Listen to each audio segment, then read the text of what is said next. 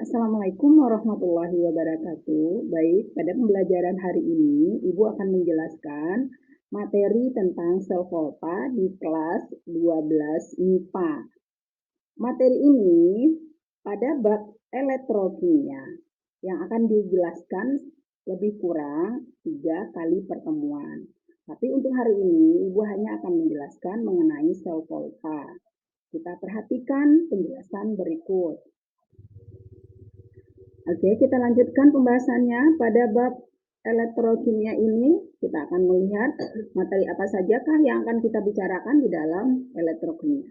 Sel elektrokimia terdiri dari sel volta dan sel elektrolisis. Sekarang mari kita lihat satu persatu. Kita perhatikan, sel volta adalah rangkaian sel yang dapat menghasilkan arus listrik. Dalam sel tersebut terjadi perubahan dari reaksi redoks menghasilkan arus listrik. Nah, kita lihat rangkaian berikut. Bagaimana arus listrik terjadi? Apa fungsi masing-masing komponen dalam rangkaian tersebut? Oke, sekarang kita perhatikan rangkaian sel volta di dalam percobaan sebagai berikut. Dalam rangkaian gambar berikut digunakan larutan ZnSO4 1M dan CuSO4 1M. Zn sebagai anoda atau elektroda negatif, sedangkan Cu sebagai katoda atau elektroda positif. Jembatan garam berisi larutan garam KNO3 yang diikat dengan agar-agar.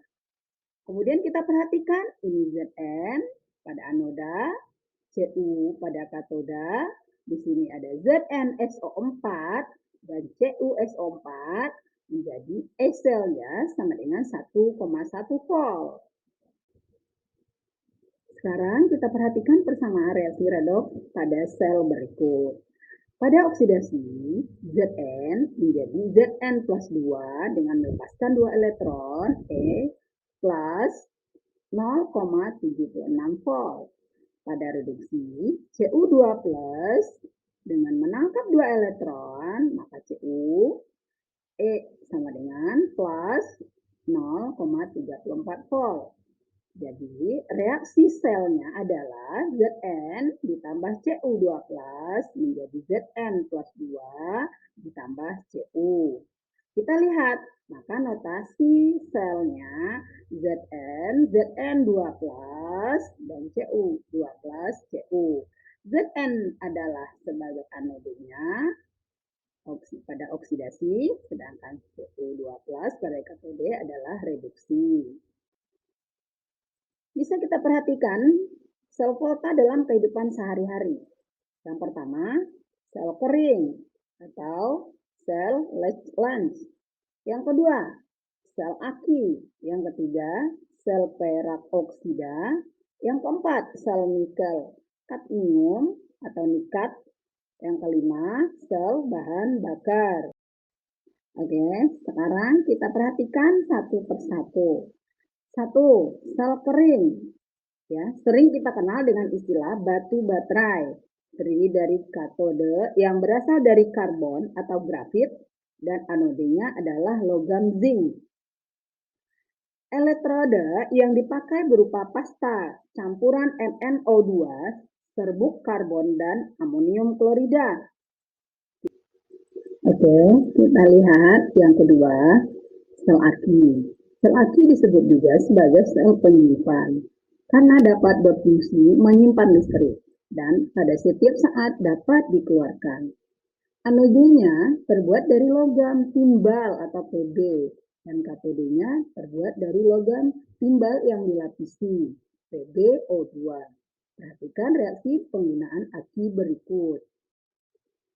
Sekarang kita perhatikan sel perak oksida. Sel ini banyak digunakan untuk arloji, kalkulator, dan alat elektronik. Oke, kita perhatikan yang keempat yaitu sel nikel kadmium atau nikat. Sel nikat merupakan sel kering yang dapat diisi kembali. Anodenya terbuat dari Cd dan katodenya berupa Ni2O3 pasta. Beda potensial yang dihasilkan sebesar 1,9 volt. reaksinya dapat balik. Oke, sekarang kita sampai pada sel yang terakhir, yaitu sel bahan bakar.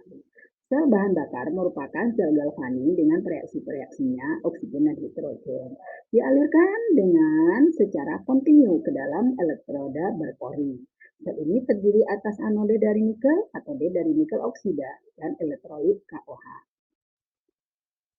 Alhamdulillah, sekian materi kita hari ini. Mudah-mudahan dapat kalian pahami dengan sangat jelas, dan kita akhiri pembelajaran hari ini. Terima kasih.